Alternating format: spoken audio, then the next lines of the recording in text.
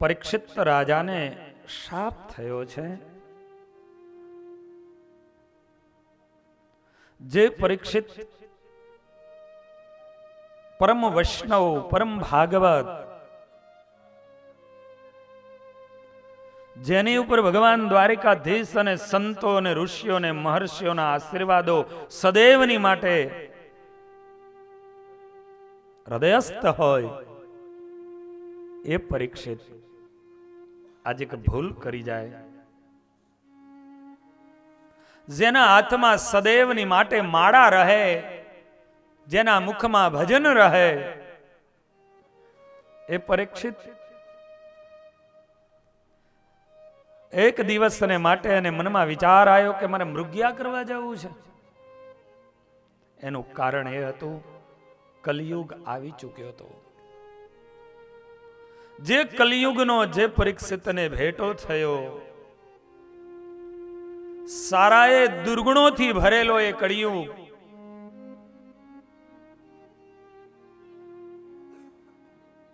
જે બળદનું રૂપ લઈને રહેલો ધર્મ, એના 3 પગ જેને તોડી નાખ્યા છે, અને આને મારવાની જ્યાં તૈયારી કરે, પણ કલિયુગ શરણાગત બની ગયો. એ આ આપણી સંસ્કૃતિની પરંપરાઓ હતી ભક્તો, કે ગમે એવો દુશ્મન હોય પણ એક વખત તમારા શરણે આવે ને, તમારે એને અભય આપવું પડે, તમારે એને માફી આપી દેવી પડે. કલિયુગે કહ્યું કે ભલે હું દુર્ગુણોથી ભરેલો છું, પણ મારામાં એક મોટા મોટો સદગુણ છે, એને લઈને મને જીવતો રવા દ્યો. પરીક્ષિત રાજાએ કહ્યું, શું તારામાં ગુણ છે, બતાવો. સાંભળજો, આજે હું અને તમે બધા આ કલિયુગમાં જીવી રહ્યા છીએ, ત્યારે કળિયુગનો ગુણ કયો છે તો બતાવે છે કે કડી કહે છે કે મારામાં ભલે બધાય દોષ હોય, પણ મોટો ગુણ ઈ છે કે પૂર્વે યુગોમાં રાફડા થઈ જાય છતાં ભગવાન ન મળે, એ મારા યુગમાં કળિયુગ કહે છે કે ખાલી હરિનું સ્મરણ કરે, કલવ કેશવ કીર્તનાથ, કીર્તન ભક્તિ કરે. અને એટલા વાસ્તે આપણી આ હિન્દુસ્તાનની આ સંસ્કૃતિમાં છેલ્લા 5000 વર્ષથી ગામડે ગામડે રામજી મંદિર હોય, એ ઠાકર મંદિર હોય, એ સ્વામિનારાયણ મંદિર હોય, અને સંધ્યા થાય, લોકો કોઈ ઝાંઝ બજાવે, કોઈ પખાજ બજાવે, કોઈ મૃદંગ બજાવે, કોઈ ઢોલ બજાવે.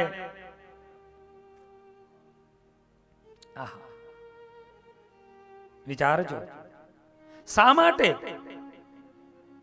કે એ માણસ, એ ઠાકોરજી, એ પ્રભુના સન્મુખ જઈ હરિસંકીર્તન કરી શકે, અને સારા દિવસનો જે ખેતરોમાં ગયેલો થાક હોય, એ ઠાકોરજીના મંદિરમાં જઈ ઊંચે સ્વરે કરી અને હરિસંકીર્તન કરે, એ મૃદંગના તાલે નાચે.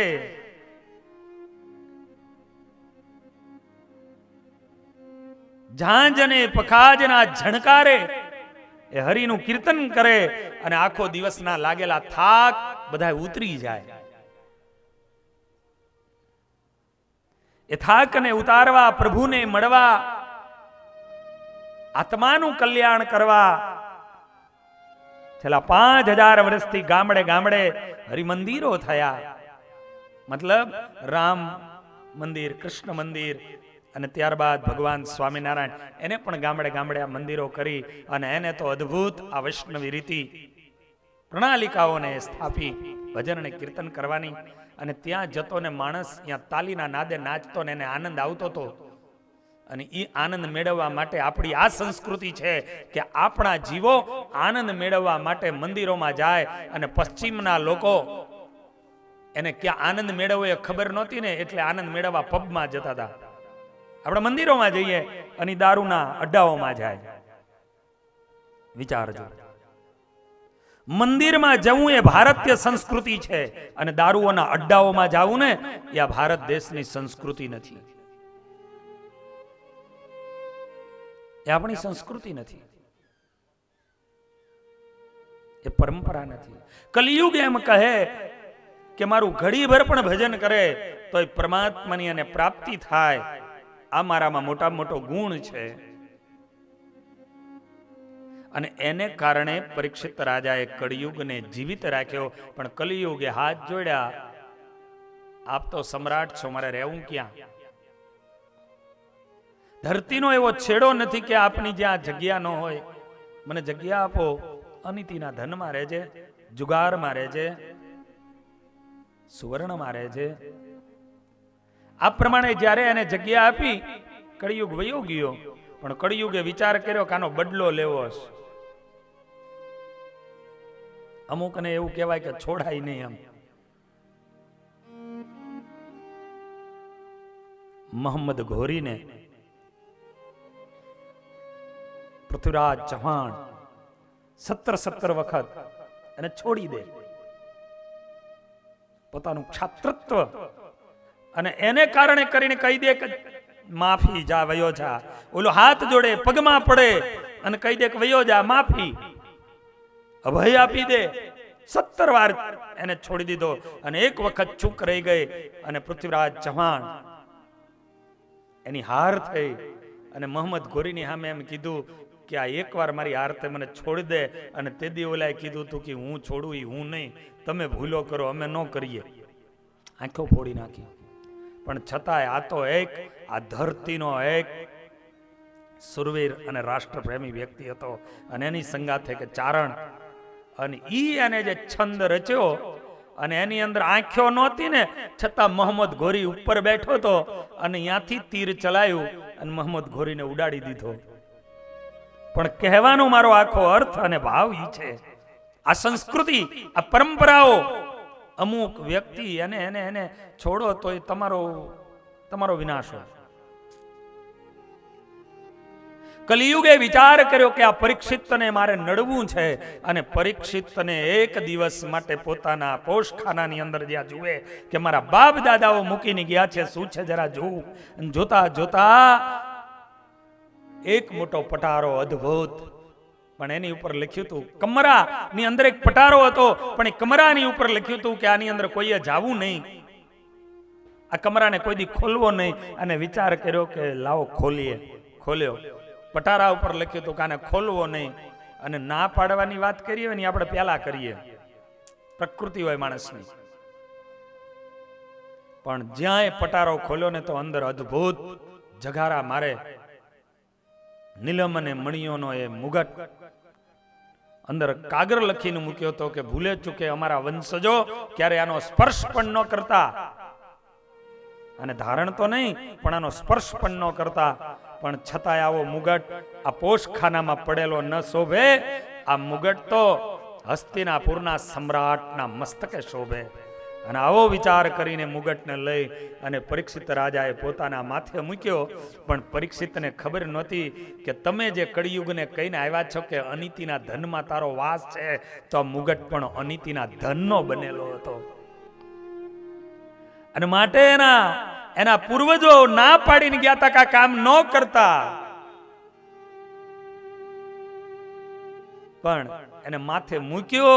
જેના હાથમાં માળા રહેતી હતી, જેની જુબાન ઉપર કીર્તન થતું હતું, અને એને મૃગ્યા કરવાનો વિચાર આવ્યો.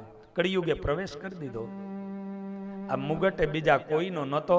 જરાસંધે જે અનિતિની સંપત્તિ ભેગી કરી હતી એ જરાસંધનો આ મુગટ હતો. પણ જરાસંઘ એને જે દિવસે ભીમસેને માર્યો, એનો વધ કર્યો, અને તે દિવસે એનું રાજ્ય તો એના પુત્રને આપી દીધું. પણ આ મુગટ ભીમે લઈ લીધો. દ્વારિકાધીશે ના પાડી હતી, છતાં પણ ભગવાનનું પણ ન માન્યો. અને આ મુગટ લાવ્યા ને તો આજે આ પરિસ્થિતિ આવીને ઊભી રહી. પરિસ્થિતિ આવીને ઊભી રહી. ભક્તજનો, મુગટને પહેર્યો અને મૃગ્યા કરવાનો વિચાર આવ્યો. જે દિવસે તમે એક ધાર્મિક પરિવારમાં તમારો જન્મ થયો હોય, એક સત્સંગીના કુટુંબમાં તમારો જન્મ થયો હોય, અને સત્સંગને લાજે નહીં એવા જે દી તમને વિચાર આવે, તે દિવસે ઘડીભર માટે વિચાર કરજો કે હું કોનું સંતાન છું, મારી શું પરંપરા છે, અમારી શું ખાનદાની છે. મને આ વિચાર, મને વિચાર આવ્યો જ કેમ? આવું વિચારજો ઘડીભર, અને આવું જો વિચાર કરશો તો એમાંથી પાછા આવરી જશો કે તમારા ઘરમાં ક્યાંય અનિતિનું ધન તો નથી આવી ગયું ને? જે આપણી પરંપરા અરગણ પાણી ન પીવે, અને આપણી પરંપરાની અંદર જો કોઈ દારૂડિયો પાકે, કોઈ વ્યસની થાય, કોઈ જુગારી થાય, કોઈ ગંજેરી થાય, તે દિવસે સમજી લેવું કે મારા આંગણે ક્યાંક અનિતિનું ધન તો નથી આવી ગયું ને? કળિયુગે પ્રવેશ તો નથી કર્યો ને? આવો વિચાર આવે કેમ?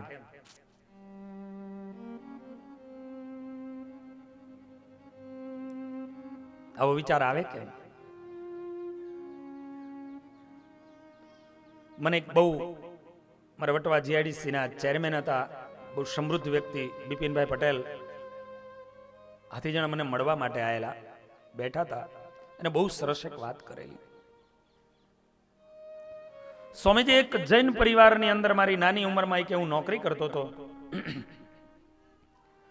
પણ એ પરિવાર બહુ સજ્જન પરિવાર હતો, બહુ ધાર્મિક પરિવાર હતો.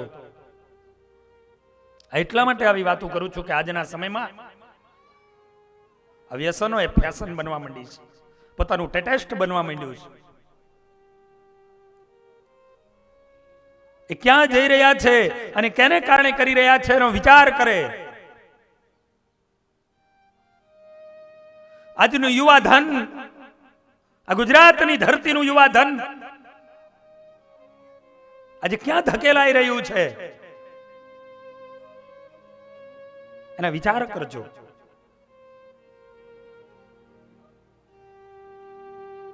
એ આપણા ગામડાઓ હતા કે ગામડાઓના સીમાડાઓમાં કોઈ હિંસા, નાની એવી હિંસા કરવા પણ ના આવી શકે.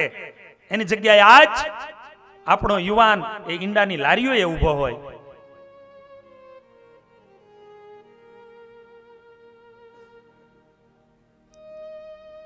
કેવા એ વૈષ્ણવ પરંપરા, કેવા એ સત્સંગની પરંપરાઓ, પ્રભુ પ્યારા એ ભક્તોની પરંપરાના લોકો અને યુવાનિયાઓ પોતાના ટેટેસ્ટને માટે આજે ક્યાં જઈને ક્યાં જવા લાગ્યા.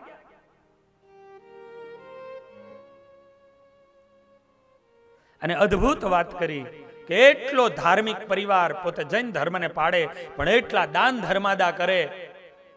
અને એક દિવસ ઈ શેઠ કોઈ કામ અર્થે બહાર ગયેલા, પછી આવ્યા અને આવીને સૂતા, પણ એને ઊંઘ નો આવી અને રાતનો 1 વાગ્યો હશે અને એમ થયું કે લાય બહાર આંટો મારું. પણ રાતના 1 વાગે જ્યારે ઊભા થઈને બહાર નીકળે ત્યારે એને એક ભયંકર દ્રશ્ય જોયું. અને દ્રશ્ય એ જોયું, પોતાનો ભર યુવાન દીકરો ઓસરીની અંદર અડધું શરીર ને અડધું શરીર ઓસરીની હેઠું, અને એવી રીતનો એ પડેલો. અને પોતાના દીકરાનું આ દ્રશ્ય જોયું ને, એકદમ એની પાસે આમ જ્યાં ગયા તેને ખબર પડી કે આ તો ફૂલ દારૂ પી ગયેલો અને બેભાન અવસ્થામાં પડ્યો છે. અમે આવો પવિત્ર પરિવાર અને અમારા ત્યાં એક રાતના 1:30 વાગે મારી ઉપર ફોન આવ્યો. હું એના ત્યાં નોકરી કરતો હતો. આજે તો બહુ મોટા પોતાની 3-3, 4-4 ફેક્ટરીઓ છે, પણ ઈ વ્યક્તિએ પોતે આ કહેલી વાત કરું, સ્વામીજી મારી ઉપર ફોન આવ્યો શેઠનો, લોકલ ફોનો હતા તેથી મેં ફોન ઉપાડ્યો.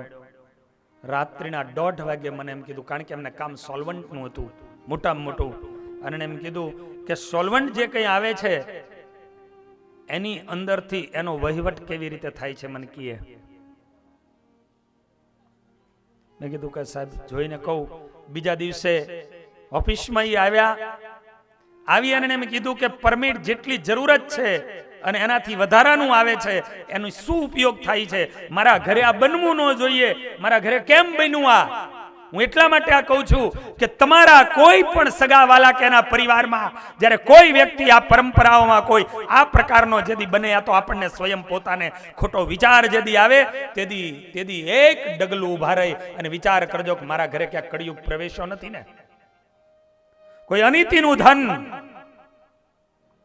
કે એવું તો કઈ આવ્યું નથી ને જેને કારણે આજ મને આવા વિચાર આવ્યા? નહીં કરવાના કામ કરવાના મને વિચારો કેમ આવે? અમારી પરંપરા શું છે? અમારી ખાનદાની શું છે?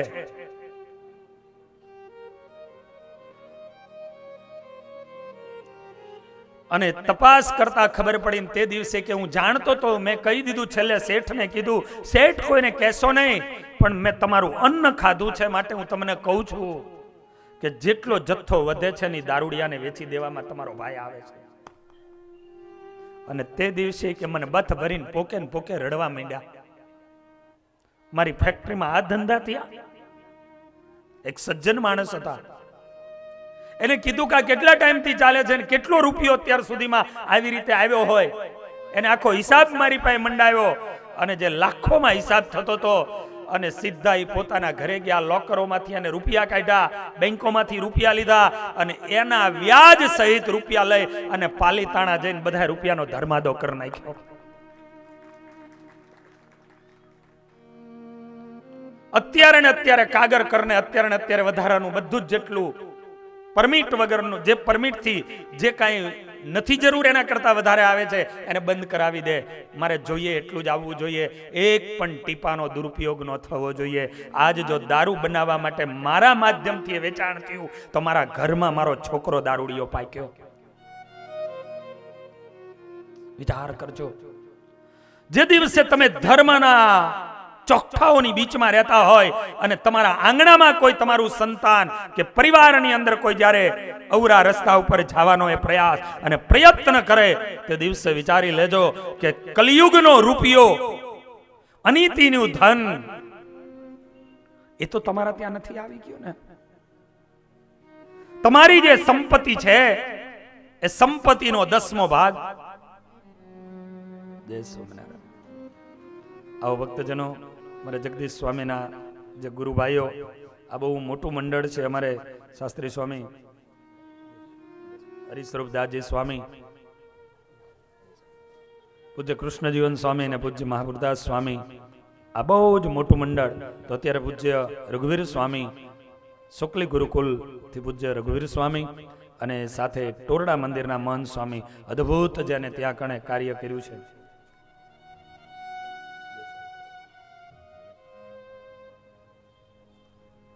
તો એવા પૂજ્ય રઘુવીર સ્વામી, પૂજ્ય અમારે ટોરડા મંદિરના મહંત સ્વામી અને અમારે શ્રીજી સ્વામી આદિ સંતો વધાર્યા છે સભામાં. આવો તાલીઓના નાદથી સંતોને વધાવો.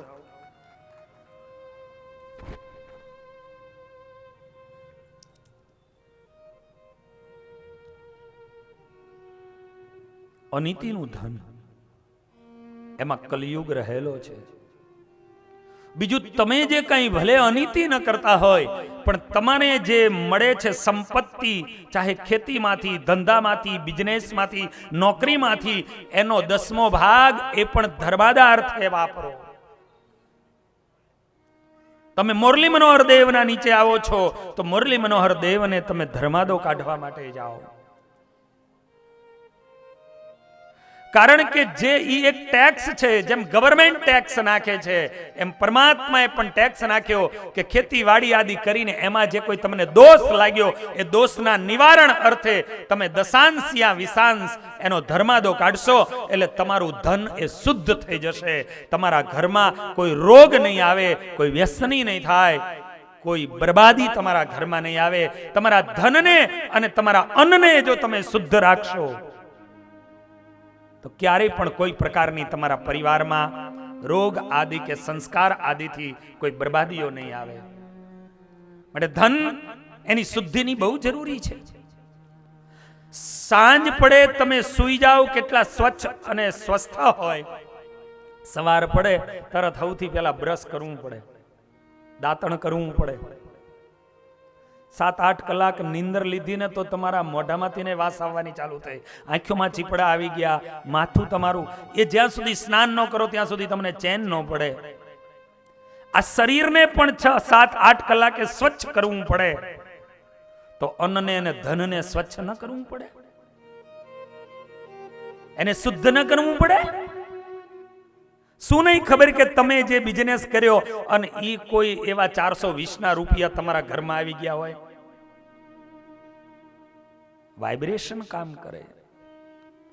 એટલા માટે તમારા ધનને, તમારા અન્નને એને શુદ્ધ કરવાના માટે એ દેવ અને એનો દશાંશ વિશાંશ એને અવશ્ય કાઢજો. કલિયુગ, કલિયુગ. અને એ જે કલી છે,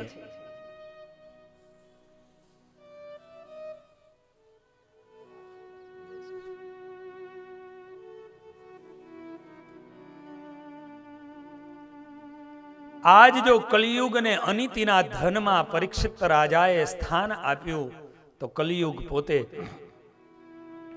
આજે અનિતિનો મુગટ હતો ને એમાં પ્રવેશ કર્યો અને પરીક્ષિત જેવા પરીક્ષિત જેના હાથમાં માળા રહેતી હતી, જેની ઉપર ઠાકોરજીની કૃપાથી તો જેનું જીવન બન્યું હતું, એને મૃગ્યા કરવાના વિચાર આવ્યા તો મારીને તમારી શું દશાઓ થઈ જાય. મૃગ્યા કરવા માટે નીકળ્યા પણ ઠાકોરજીની દયા હતી. સંસ્કારનો જથ્થો અને સંસ્કૃતિ અને પુણ્યનો જથ્થો બહુ હતો, જેને કારણે કોઈ એના હાથેથી હિંસા ન થઈ.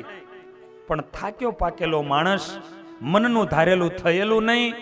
અને એવામાં ઋષિના આશ્રમમાં આવ્યા અને પાણી પીવું હતું, પણ ઋષિ ધ્યાનમાં બેઠા હતા, માથે મુગટ ને એમાં કળિયુગે વાસ કરેલો હતો અને ઋષિથી આવકાર ન અપાયો. મંદિરોમાં જાઓ, સાધુ સંન્યાસી અને સંતોની પાસે જાઓ ને ત્યારે માન સન્માનની આશાથી ન જશો બાપ. સંતો મહાપુરુષોના સાનિધ્યમાં જાઓ ત્યારે માન અને સન્માનની આશાઓથી ન જશો. એના સાનિધ્યમાં જાઓ ત્યારે માત્ર ને માત્ર એની કૃપા, એના આશીષ એ મને કેમ પ્રાપ્ત થાય એવી આશાએ કરીને એના ચરણ સુધી જજો. તો એમાંથી કંઈક તમે મેળવી શકશો, એમાંથી કંઈક તમે પ્રાપ્ત કરી શકશો. આજ એને માન અને માનની આશાએથી એ અહીંયા એને આવકાર ન મળ્યો. મરેલો સર્પ હતો, એને ક્રોધ ચડ્યો. મરેલો સર્પ ઋષિના ગળામાં નાખી દીધો. પણ સમીક એનો પુત્ર સમીક, અને એને જ્યારે સમાચાર મળ્યા કે મારા પિતાના ગળાની અંદર આ મરેલો સર્પ નાખે, ગંગાજીનું જલ હાથમાં લઈ એક બ્રાહ્મણ પુત્ર એની તાકાત જુઓ, એક ઋષિકુમાર એની શક્તિ જુઓ. અને આ શક્તિ ક્યારે આવે છે? ચાહે આ સંતો હોય કે ચાહે બ્રહ્મદેવ હોય, એ પરમાત્માએ આપેલી એ પૂજાઓ અને એના સ્તોત્ર અને એના પાઠ જ્યારે કરવા લાગે છે ત્યારે કે સામાન્ય વ્યક્તિ પણ એનું ભજન જેદી વધી જાય તેદી એના આપેલા વચનના વજન વધી જાય. ભલે સામાન્ય સાધુ હોય પણ એનું ભજન જેદી વધી જાય તેદી એના આપેલા વચનો એનું વજન વધી જાય અને કે કામ થઈ જશે એટલે થાય. એ બ્રાહ્મણનો દીકરો હોય, યજ્ઞોપવિત મળ્યા પછી ત્રિકાળ સંધ્યા અને ગાયત્રી કરતો હોય, અને એમાં 1.25 લાખ ગાયત્રી જેને પૂરા કર્યા હોય, અને પછી બ્રાહ્મણનું એનું બ્રહ્મણત્વ જે ખીલી ઉઠે, એનું તેજ ખીલી ઉઠે. તમે જુઓ, આજ એક ઋષિકુમાર હાથમાં ગંગાનું જલ લઈને સંકલ્પ કર્યો કે મારા પિતાના ગળામાં જેને મરેલો સર્પ નાખ્યો છે એનું 7 દિવસમાં તક્ષક નાગથી મૃત્યુ થઈ જાઓ, મૃત્યુ થઈ જાઓ. ઘરે આવીને પિતાજીને વાત કરી, પણ પિતાજી ખીજાય, ઋષિ ખીજાય. અરે દીકરા, હજારોનો તારણહાર એને ન મરાય, જઈને તું જાણ કર. પરીક્ષિત રાજાને કહેવામાં આવ્યું આવી ઘટના થઈ છે. પરીક્ષિત એક પણ શબ્દ એ ઋષિ બાળની સામે બોલ્યા નથી. કઈ વાંધો નહીં, આપે મને જાણ કરી એ બદલ ધન્યવાદ. મને આ મળવું જ જોઈએ, કારણ કે મેં ખોટા કામ કર્યા છે. મુગટ નીચે મૂક્યો એટલે વિચાર આવ્યા કે મેં આ કર્યું, કારણ કે કળિયુગ વયો ગયો. પોતાના પુત્ર જન્મે જઈને ગાદી સોંપી, અને જન્મે જઈને ગાદી સોંપી અને શુક્રતાલની અંદર ગંગાના કિનારે આવીને પરીક્ષિતજી એક પછી એક ઋષિઓને કહે છે કે હે ઋષિઓ, જેનું મૃત્યુ નજીક હોય એને શું કરવું જોઈએ? સાત જ દિવસમાં જેનું મૃત્યુ હોય